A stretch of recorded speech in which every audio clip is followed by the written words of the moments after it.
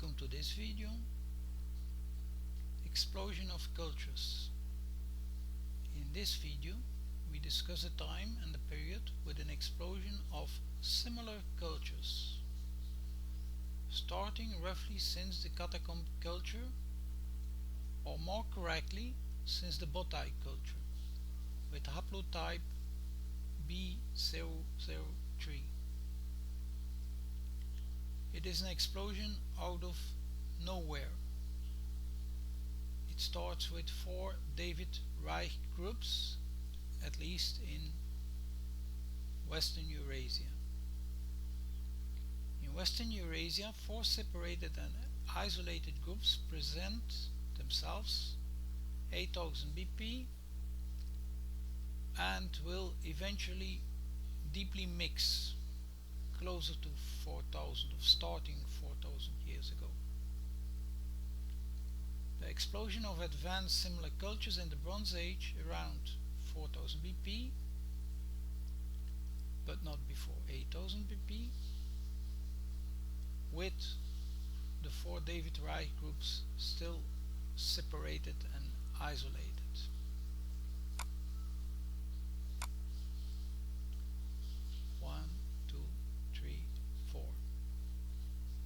Western European, Eastern European foragers, Levant farmers, Iran farmers. This was Western European foragers. Since Botai and Catacomb, a number of cultures suddenly appear explosively, but they seem to come out of nowhere. Humanity seemed to have seen nothing of history, etc. for many millennia or forever, except for Göbekli Tepe and its region in the southwest of Turkey. But even then, Göbekli Tepe seems rather standalone and rather regional. It's a small region. See, it's a little bit down. This could be so because Göbekli Tepe escaped later and also escaped the great wipeout of archaeological proofs that seem to have taken place, and that seemed to have happened at the start of the Piscis era, or before the years of the birth of Christ, because it was buried on purpose, or perhaps because it was built underground. Perhaps it was built underground for strategic reasons at the time. The complex was built somewhere in the middle of nowhere. So these are several of the cultures that appear. This is in Tashta, and the Botai are a little bit to the right.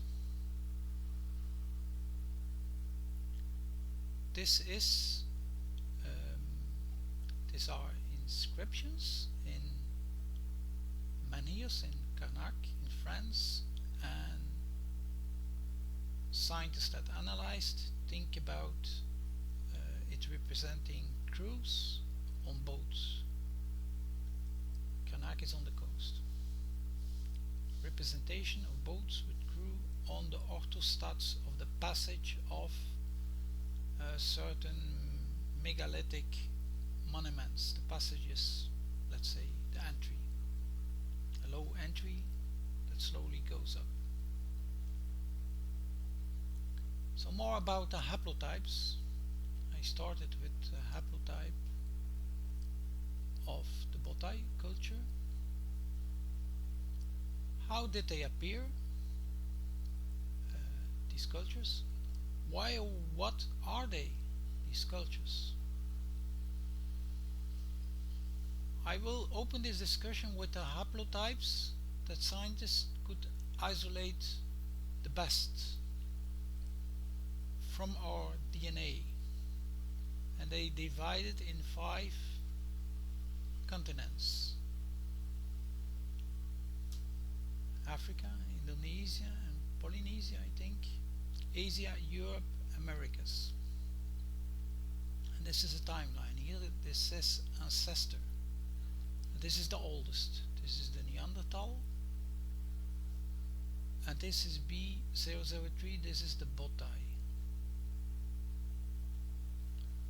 So what calls attention, these are several haplotypes. Comes from our DNA, our autosome, which is our main part, that is very little studied, while it's of course the bulk and most important.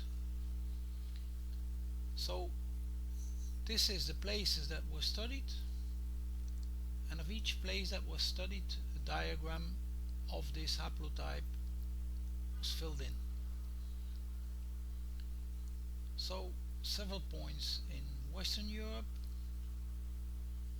in Europe in general, Middle East, and somewhere in Russia, and also Siberia. Each one will have a diagram for Siberia. B006 is the Neanderthaler, has a diagram with a certain result in Siberia. In fact, it is one of the highest representations, except for this seems to be Spain. It's probably Catalonia. Haplotype B006 of the Neanderthal seems the first detectable and important haplotype. I mean with first, it was here first after the ancestor. And Neanderthal is from somewhere between 300,000 and 600,000 years ago.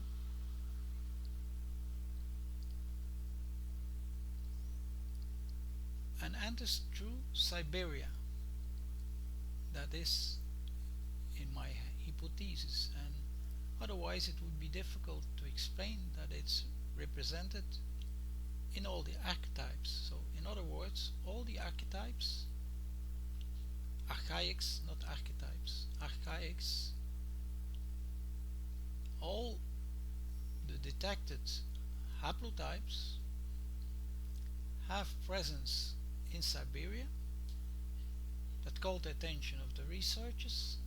That's why they measured it and filled up a diagram in each haplotype. So for me that means that, well, it's one of the many indications that they entered through what they call here Siberia, but that this is in fact, this is the Ob and Yenisei River, and this point represents Nova Zembla. So this is Ob and Yenisei River.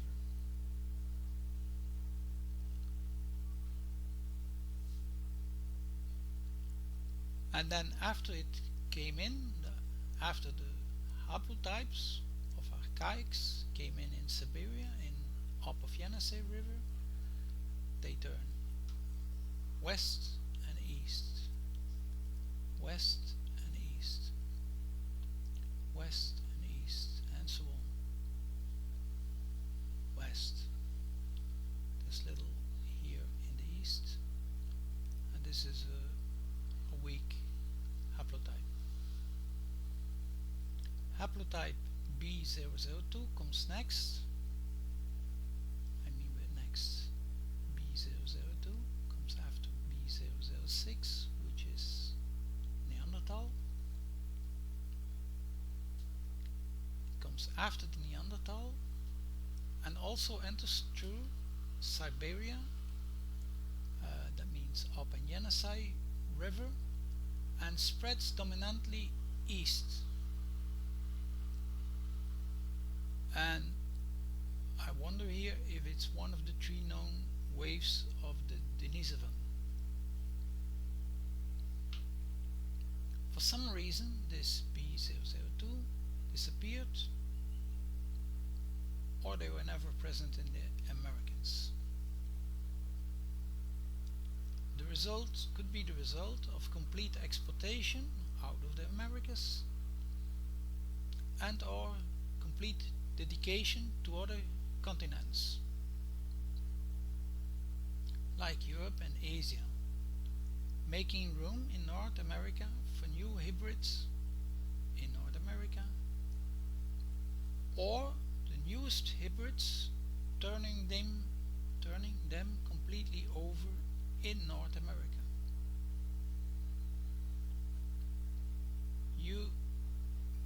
I recommend, or you better look at this from the Inca-like Imperium's standpoint of hybridization.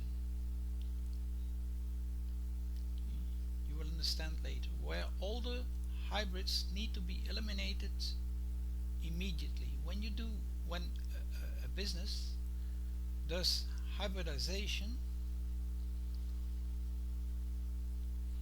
it will need everything that can pollute its newest product. So every old hybrid has to be eliminated, or at least isolated and sent far away, for instance abroad, to Asia or Africa or Europe. B001 is one of the latest of this research, but it still enters through Siberia up in Yenisei River and then spreads dominantly to Western Europe. This is not Western Eurasia, to Western Europe and the Middle East, but also to the east to Japan, and then I cannot identify very well on the map, north of China or south of Mongolia or South Siberia, possibly Baikal Lake. I hypothesize and almost guess that autosomal haplotype B001, being one of the latest,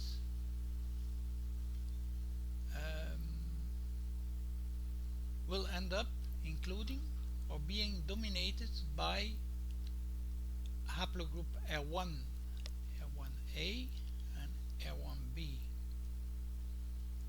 and also the latest mutation, but this B001 could also carry a subgroup of haplogroup O, and this could be the one that ends up in Japan or in the East, where, differently than in Europe, haplogroup O dominates still today. In Europe and Western Eurasia, it's R1, haplogroup R1. In Western Europe, it's R1b.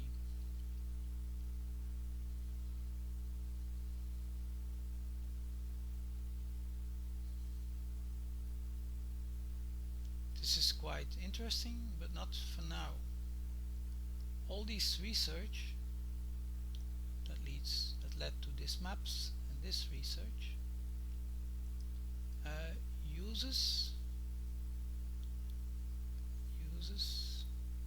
STR alleles, and the longer they are, the more prone to mutations. And today, mutations are considered to be nothing at best, and diseases or degeneration at worst.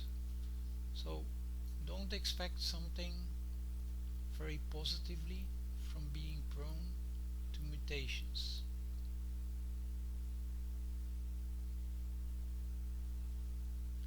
The same map.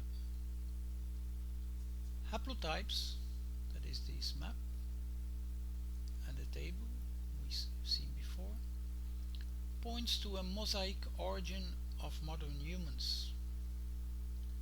In a more normal language, because the title is even more complex, in a normal language, this title, or the title of this article, would sound like: the haplotypes show something not expected by consensus, because they show something different from random mutations, which form the basis of evolution according to Darwinism.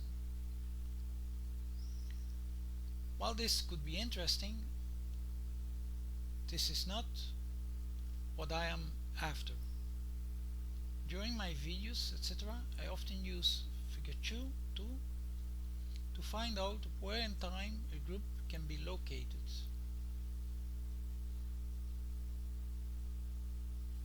And the top haplotypes are closer to the ancestor.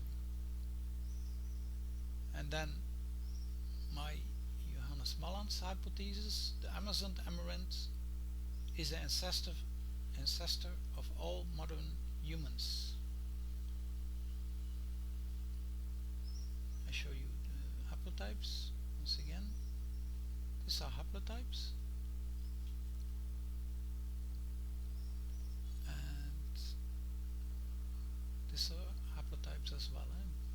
Neanderthal haplotype, Botai haplotype. So again, these are haplotypes too.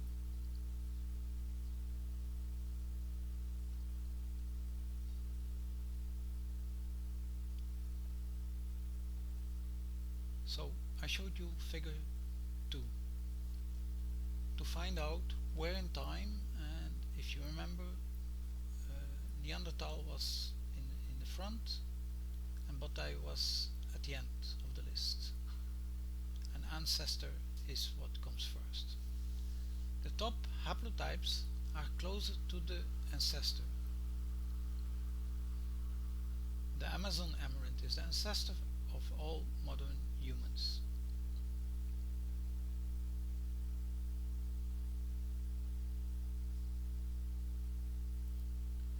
You also can have help or information from the same figure 2, because it shows in which continents the haplotype is represented. What this anagram shows is not convenient for consensus, because the earliest groups should show at least a dominant representation of frequency in Africa and not in the Americas as they do.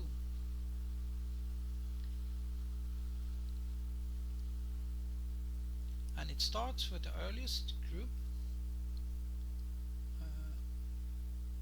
haplotype group, Neanderthals, B006, that have a higher representation in the Americas.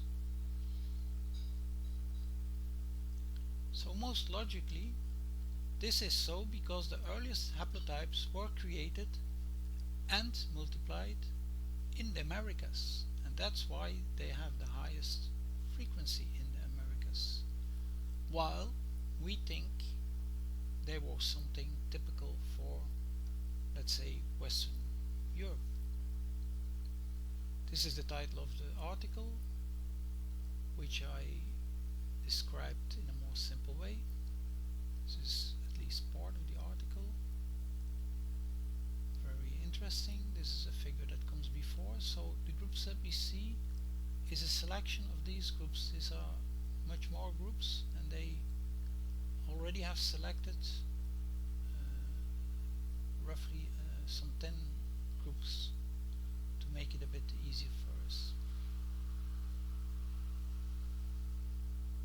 Anyhow, we have these archaic haplotypes in 5 continental regions.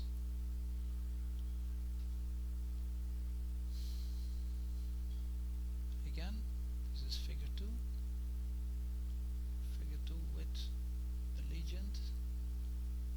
And then in the next video I will talk about the vacuum since the Younger Dryas. Exactly the vacuum that was filled up by this explosion of similar cultures that are advanced and seem to come out of nowhere, while in fact they come out of the Americas. Maybe just a glimpse. This is the Younger Dryas boundary field, which quite some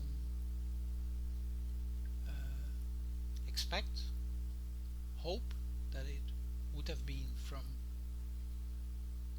a meteorite impact, because then they wouldn't need to think further about it. But what I will explain is that this has exactly to do with the migration from North America of these hybrids that will form this explosion of similar cultures. So they are formed here, let's say hybridized and multiplied here, and then in waves with very large quantities brought over, where they developed the same practices like metallurgy.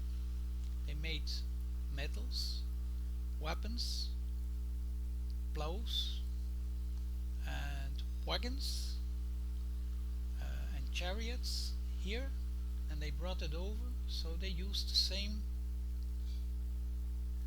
procedures, ovens, furnaces, and I will explain that the observations made in several pits in archaeological sites are but that's for next video, but I will go quite into detail.